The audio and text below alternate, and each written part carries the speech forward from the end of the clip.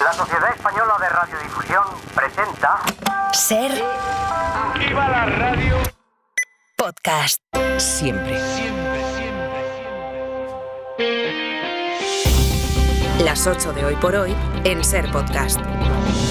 Hola, muy buenos días. Hoy es día de EGM, es día de audiencias en la radio y la cadena SER cierra líder su mejor temporada de los últimos 8 años con 4.284.000 oyentes diarios según los datos de la segunda ola del Estudio General de Medios. En el año de su centenario, la radio hablada registra el mejor dato de su historia con 13.300.000 oyentes.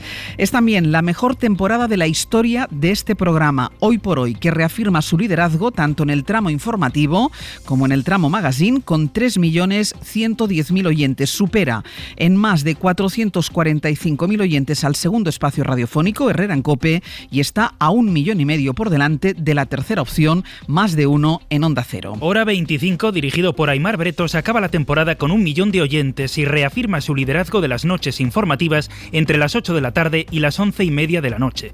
Hora 14, dirigido por Javier Casal, vuelve a ser el programa informativo referente a mediodía, líder en su horario de 2 a 3 de la tarde con 500.000 oyentes diarios. La Ventana de Carlas Francino culmina también la mejor temporada de su historia. Es el programa más escuchado de las tardes de radio con más de 1 millón de oyentes, un récord histórico. Javier del Pino continúa con el dominio absoluto en las mañanas del fin de semana con A Vivir, que son 2 días. Según este último EGM, el sábado obtiene 2.051.000 oyentes y el domingo bate récord con 2.212.000. La SER también domina las madrugadas con El Faro y Si Amanece Nos Vamos, ambos líderes en sus tramos horarios. El Faro de Mara Torres supera los 183.000 oyentes y Si Amanece Nos Vamos con Roberto Sánchez alcanza los 98.000 oyentes. En deportes, El Larguero, dirigido por Manu Carreño, alcanza de lunes a viernes los 660.000 oyentes y el fin de semana, Carrusel Deportivo con Dani Garrido suma 1.520.000 oyentes. Los sábados y los domingos alcanza 1.790.000. Lidera con 1.655.000 oyentes en el promedio del fin de semana en horario coincidente con su directo competidor, eso es de las 3 de la tarde a la 1:30 de la madrugada. Francisco José Delgado Pacojó con Ser Deportivos consigue 397.000 oyentes. En la radio musical, los 40 siguen imbatibles con más de 3 millones de oyentes diarios, 1.300.000 más que su inmediato competidor Cadena 100. El programa Despertador anda ya con Dani Moreno y Cristina Bosca es el programa musical más escuchado en nuestro país con 1.700.000 oyentes. Cadena Dial se mantiene con 1.525.000 oyentes. Su programa Despertador Atrévete, dirigido por Jaime Moreno, culmina la temporada con 878.000 seguidores. La cadena SER también lidera el ranking de la radio digital, streaming y podcast con 1.114.000 oyentes. 1 de cada 4 oyentes de la SER la escucha en formato digital y además los 40 lidera el consumo de la radio digital musical con 213.000 oyentes. Así que gracias, muchísimas gracias por seguir ahí.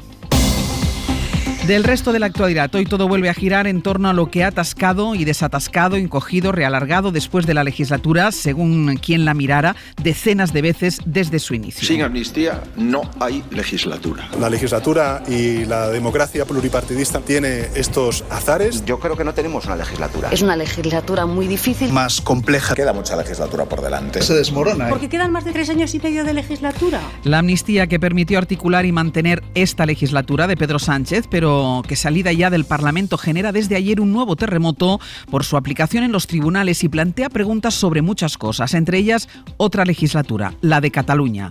Lo último sobre la decisión del Supremo es que Junts asegura que Carles Puigdemont no altera sus planes y volverá a España para la sesión de investidura en el Parlamento, pero eso le supone arriesgarse a una detención. Sergio Soto, buenos días. Hola Ángeles, buenos días, porque el Tribunal Supremo decidió ayer mantener la orden de detención contra él, medidas cautelares contra 2 exconsellers y la inhabilitación, entre otros, a Oriol Junqueras hasta 2031. El president Puigdemont és una persona de paraula y ell ha manifestat que en cas de que... Decía Jordi Turull, secretario general de Junts, que Puigdemont volverá, aunque considera la decisión un golpe de toga, como Raquel Sanz de Esquerra. Ninguna sorpresa, ninguna novedad.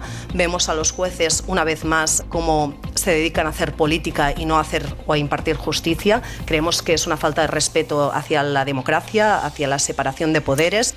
Pedro Jiménez, buenos días. ¿Qué tal, Ángels? Buenos días. Vamos a intentar entonces anticipar los siguientes movimientos. El Supremo cierra la vía de vuelta en el plazo más corto, así que los posibles amnistiados ahora tienen que mirar a futuro y ponerle calendario a ese futuro. ¿Qué pueden hacer llegados a este punto y cuándo puede materializarse una decisión? ¿De qué estamos hablando exactamente? Pues los encausados por el procés que fueron condenados por el delito de malversación tienen ahora que recorrer los dos caminos que llevan al Tribunal Constitucional después de que el Supremo haya rechazado aplicar la amnistía al entender que hubo enriquecimiento personal porque dicen que financiaron el proyecto independentista con fondos públicos y no con dinero de su bolsillo. Por un lado, Oriol Junqueras, Raúl Romeva, Dolors Bassa y Jordi Turull tienen que presentar un incidente de nulidad ante la sala que les juzgó para poder ir al Tribunal de Garantías. Carles Puigdemont, Lluís Puig y Toni Comín, los tres fugados, aún tienen la posibilidad de recurrir la decisión del juez Llarena ante la sala del Supremo, pero sería una auténtica sorpresa, Ángels, que les diera la razón. En este punto, si los recursos ante el Tribunal Constitucional prosperaran, el caso volvería al Supremo, que tendría que amnistiar el delito de malversación, pero siempre le quedaría la posibilidad de activar la cuestión prejudicial en Europa, que ahora no ha considerado necesaria porque entienden que no tienen dudas de que la ley no es aplicable. Seguimos en el abierto y ampliamos. Pedro, hasta luego. Hasta luego. Ayer, por cierto, supimos que el domingo hubo reunión en Waterloo entre Carles Puigdemont y Oriol Junqueras. El encuentro se ha interpretado como el intento de Puigdemont para volver a acercarse a Esquerra. Y la decisión del Supremo, como escuchábamos, vuelve a colocarlos en cierta sintonía, aunque ellos dos no se veían en privado desde 2017. Radio Barcelona, Sergi López, buen día. Hola, Ángels, buen día. Sergi, ¿qué sabemos del contenido de esa reunión? Pues sabemos que fue una reunión larga que duró 5 horas. Como decías, hacía mucho que no hablaban en privado, porque sí que es verdad que hubo una visita de Junqueras a Puigdemont en 2021, pero fue junto a otros líderes del procés que habían sido indultados. En esta ocasión, la reunión se ha producido en un momento de absoluta desconfianza entre Junts y Esquerra tras la salida de los juntairas del Govern de Cataluña a media legislatura. Por eso la reunión se entiende como un intento de rehacer esas confianzas perdidas en un momento en que Carles Puigdemont querría tener el apoyo de Esquerra de cara a la investidura, si no es ahora, tras una hipotética repetición electoral. Ayer, Ángels, las dos partes, Junts y Esquerra, mantuvieron mucha discreción sobre los temas tratados durante esas 5 horas en Waterloo. Hasta luego, Sergi. Hasta luego. Ahora vamos con el resto de la política, pero primero el tiempo, que hoy hace subir un poco las temperaturas. Adrián Cordero, buenos días. Hola, buenos días. Sí, suben las temperaturas hoy y lo seguirán haciendo también de cara a los próximos días. Hoy las máximas ya, por ejemplo, en el Valle del Guadalquivir se quedarán en torno a los 37 grados, pero atención a partir de mañana y sobre todo el jueves y el viernes, porque esperamos 2 jornadas de intenso calor. No llegará a ser una ola de calor por duración, pero sí será un episodio de altas temperaturas importante. Todo ello en un día en el que tenemos el cielo mucho más despejado, tan solo algunas nubes de tipo bajo en la zona del Cantábrico. Por la tarde crecerán nubes de evolución en la costa central de Cataluña o en Baleares, aunque hoy las precipitaciones serán muy débiles. En Canarias, algunas nubes al norte del cielo prácticamente despejado al sur del archipiélago. El gobierno se ha dedicado a contentar a sus socios. El gobierno no ha sido capaz de aprobar sus presupuestos y solo ha tenido mayoría para aprobar una ley que, por lo que se ve, ni siquiera saben hacerlo. Celebraba ayer Feijóo esa decisión del Supremo que desmonta el paraguas que el Gobierno quiso construir para amnistiar a los líderes del procés, y aunque el Ejecutivo no esperaba un camino especialmente fácil, sí reconoce que tampoco esperaba exactamente este. Porque el Supremo tomó la decisión directamente, sin consulta alguna. Interpretó que los líderes del procés sí se enriquecieron al malversar dinero porque utilizaron el patrimonio de otros, el público, y así evitaron utilizar el propio.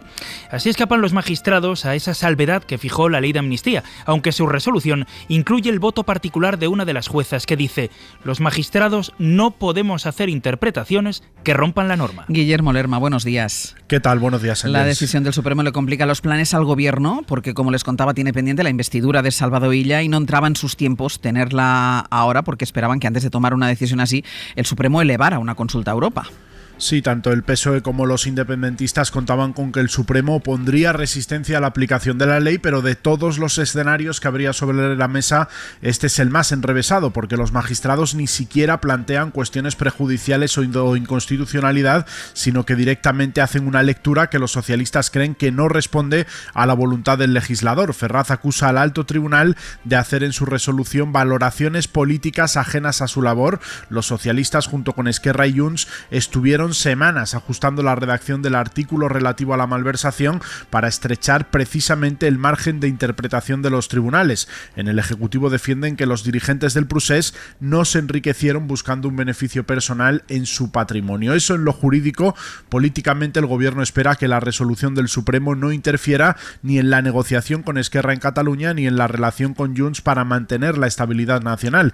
Recuerdan en el PSOE que ellos ya han cumplido su parte del pacto, que era aprobar la norma, y que no pueden responder por las decisiones que tomen los jueces de cara a su aplicación. Guille, gracias. Hasta luego. Y en cambio el PP. Les contábamos a las 7 que hay cierta inquietud interna en torno al pacto para el reparto de menores migrantes. Ayer se reunieron todos los consejeros del área de migraciones de las comunidades en las que gobiernan, y los varones difieren de Feijóo en la idea de pactar con Moncloa un reparto de los menores, aunque si algo cose al partido es esta munición para hacer oposición. Mariela Rubio, buenos días. ¿Qué tal? Muy buenos días. Los populares, Mariela, se frotan las manos y ven incluso más cerca una repetición electoral en Cataluña. Sí, el cuartel general popular sentencia que la investidura de Illa se aleja y los varones del partido coinciden en situar la repetición electoral en Cataluña como un escenario más que probable. La legislatura se le complica a Sánchez, añaden en un PP que se dice reivindicado. Siempre dijimos que la amnistía sería inaplicable, aseguraban ayer fuentes al más alto nivel, y es que el PP Ángels afirma que siempre contó con que un escenario como este se produjera.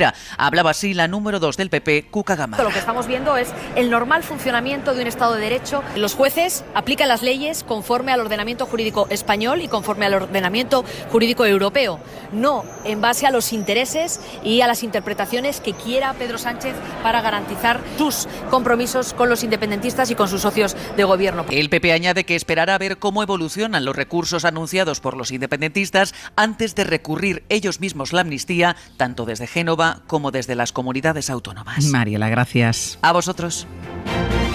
Establecer un máximo de financiación pública para los medios de comunicación. Fue otro de los anuncios ayer del presidente del Gobierno en este programa sobre su plan de regeneración democrática, que los medios no puedan vivir solo del dinero de las instituciones sin tener lectores. Josué Coello, buenos días. ¿Qué tal, Ángel? Buenos días. Pero sus socios, que pasaron semanas pidiéndole a Sánchez que concretase las medidas, de momento lo ven insuficiente. Dicen que si solo se centra en los medios, la regeneración se les queda coja. Sí, no pilló este anuncio por sorpresa a los socios, pero sí hay diferencias en cuanto a las sensaciones sobre lo que puede contener este plan. Mientras en Sumar quieren hacer suyo parte de este paquete reformista y piden al PSOE la derogación de la ley Mordaza, tal y como volvía a recordar Ernest Urtasun. Ustedes saben también que hemos puesto nosotros encima de la mesa otras que nos parecen importantes, como la derogación de la ley Mordaza, pero lo que quiero trasladarles hoy es que estamos ya trabajando desde hace días en esta materia con el Partido Socialista, y lo que va a haber es una presentación y un acuerdo, digamos, de algunas medidas por parte de la coalición de gobierno. El resto de socios en privado no son tan amables. Fuentes del PNV nos dicen que no es lógico presentar un plan sin consultarles, y añaden que en Moncloa están más preocupados por la puesta en escena que por los resultados. Esquerra y Bildu consideran que es decepcionante porque no entra en el ámbito de la justicia, mientras que al BNG le parece bien la parte de la legislación sobre medios, pero Ángels nos recalcan que le parece incompleto en el resto de ámbitos. Hasta luego, Josué. Hasta ahora. Hoy por hoy noticias. Ser Podcast. El martes trae también algunas previsiones económicas, porque en poco más de media hora vamos a conocer los datos de paro registrado y de afiliación a la Seguridad Social del mes de junio. También hoy, por cierto, el Gobierno va a aprobar en Consejo de Ministros una oferta de empleo público con un 10% de las plazas para personas con discapacidad, después de ampliar ese porcentaje por ley en diciembre. Hasta ahora estaba en torno al 2%. Y sobre empleo, precisamente ayer volvieron a verse el Ministerio de Trabajo y los agentes sociales en su sexto encuentro para hablar sobre la reducción de la jornada laboral electoral. A él llegaba la patronal con un ultimátum encima de la mesa del gobierno y las posturas siguen muy alejadas. Estefanía Salvatierra. A estas alturas es muy poco probable que el camino por el que el gobierno y los sindicatos avanzan se cruce con el de los empresarios. La patronal rechaza rebajar la jornada laboral a 37 horas y media y ante eso el espacio para la concordia prácticamente desaparece. El secretario de Estado de Trabajo tacha el papel de la COE de decepcionante y de burla democrática. Este es un debate serio. Este no es tampoco una burla a la ciudadanía. No le vamos a decir a los ciudadanos que lo que ganan por un sitio lo pierden por otro. En referencia al aumento de horas extraordinarias que proponía la patronal como medida de flexibilidad para recuperar las horas que se trabaje de menos. Quería dejar claro el gobierno que esta no es una medida elitista y de la que según sus cálculos se beneficiarán 12 millones de asalariados. El próximo lunes las partes volverán a reunirse, aunque los sindicatos ya anuncian el desenlace de esta crónica. Nos encaminamos a una negociación fallida. Porque tan solo queda pulir, dicen, algunos aspectos técnicos. Y del exterior, en Francia, el plazo para retirar o mantener las candidaturas para la segunda vuelta se termina hoy a las 6 de la tarde y eso nos dirá cuántos de los candidatos macronistas aceptan cumplir con el mandato de sus líderes y echarse a un lado para facilitar un frente republicano. Corresponsal Vicens Batalla, buenos días. Buenos días. Anoche eran 179 los desistimientos de candidaturas de izquierda o macronistas en favor de otro candidato mutuo que pueda impedir la victoria de uno de ultraderecha. Son ya más de la mitad del enorme número de triangulares que se convierten así en duelos. Pero esta estrategia asumida por el primer ministro en funciones, Gabriel Attal, que incluye también a los insumisos de Mélenchon, no es compartida por todo el gobierno. El ala que viene de la derecha considera igual de extremos a los melanchonistas que a los lepenistas. En una entrevista anoche en televisión, Attal defendió una mayoría parlamentaria lo más amplia posible. Hay un tercer camino que es el que yo defiendo de una Asamblea Nacional plural, proponía Attal en contraste con un presidente Macron que permanece en silencio desde el domingo por la noche y solo ha publicado un mensaje en X llamando a una unión amplia, pero sin especificar con quién. Por su parte, el ultraderechista Jordan Bardella, designado por Marine Le Pen como posible primer ministro, volvía a repetir sus condiciones. Iré a la sede del gobierno no solo si tengo la confianza de los franceses el domingo, sino si me dan una mayoría absoluta, reclamaba Bardella.